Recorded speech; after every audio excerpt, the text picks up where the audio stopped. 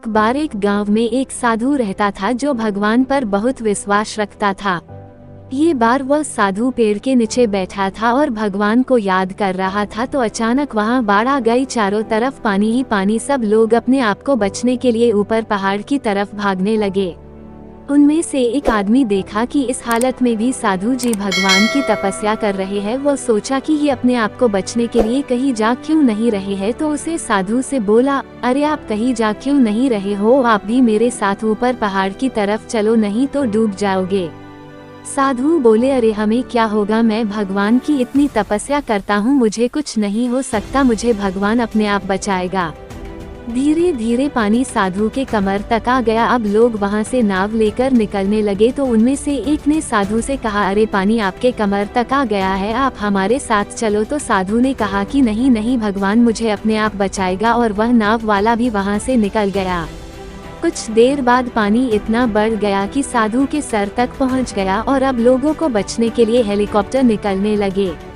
एक हेलीकॉप्टर साधु के पास आया जो कि आखिरी हेलीकॉप्टर था। साधु के पास नीचे रस्सी फेंकी और बोला, इसे पकड़ो और ऊपर आ जाओ, नहीं आप डूब जाओगे, यह आखिरी हेलीकॉप्टर है और आपके पास में दूसरा कोई रास्ता नहीं है बचने के लिए। साधु ने कहा, ये रस्सी वापस ऊपर खींच लो और आप चले जाओ, मुझे भगवान के ऊपर पूरा भरोसा है, वो मुझे बचा लेगा। पानी काफी ऊपर आ गया, पेड़ डूब गया और साधु की भी डूबने से मौत हो गई।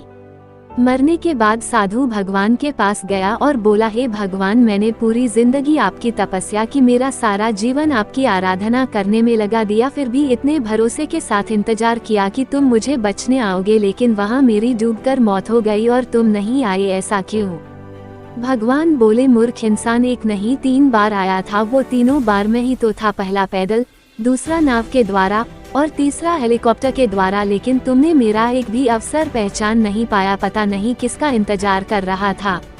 इस तरह से जिंदगी में हमें ऊपर वाला बहुत से मौके देता रहता है, लेकिन हम सब उस मौके को ठुकरा कर पता नहीं किस चीज का इंतजार कर रहे होते हैं कि वो होगा तभी मैं करूँगा, और इस बात पर अड़े रहने से एक वक्त के बाद वो मौका हाथ से निकल जाता है और हम कुछ नहीं कर पाते हैं। तो किसी भी अच्छे समय का इंतजार मत करो, जो भी करना है आज और अभी से ही शुरू कर दो। ऐसी ही और शॉर्ट मोटिवेशनल स्टोरी, स्पीच और कोट्स के लिए हमें सब्सक्राइब करें।